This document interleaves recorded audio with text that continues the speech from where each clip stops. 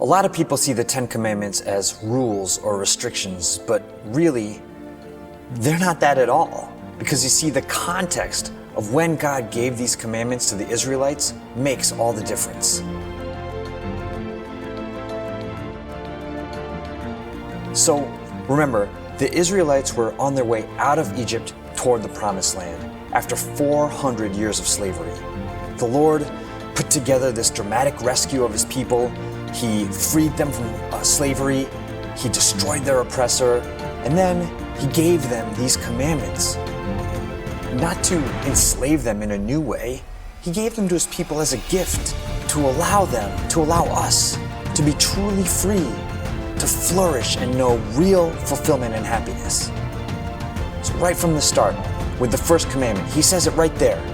I am the Lord your God who brought you out of the land of Egypt, out of the house of bondage. See, I think in this first commandment, God is establishing with us the nature of our relationship to Him. He's saying, I am your God and I created you. I love you and I want you to be free, truly free. I brought you out of bondage and you are no longer a slave. Now, here's how you can live life to the fullest.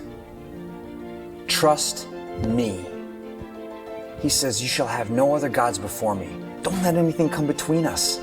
Because I am God and it's in me that you will find freedom and happiness.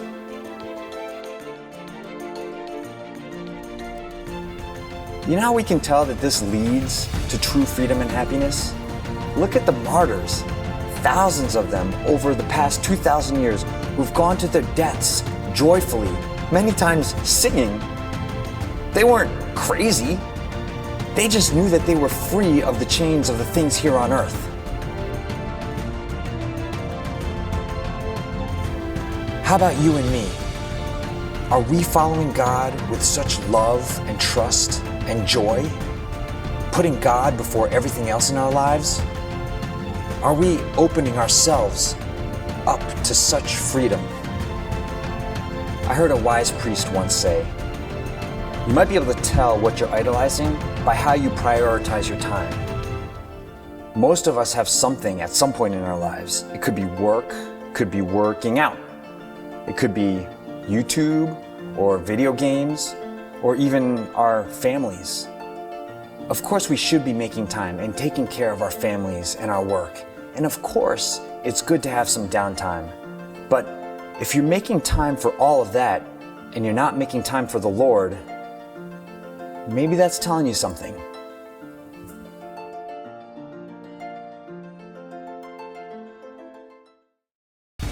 Trust me, God tells us. Yes, all I need is God and financial security. All I need is God and good health. No. Trust me. I am the Lord your God who brought you out of the land of Egypt, out of the house of bondage. I will show steadfast love to those who love me and keep my commandments. Be free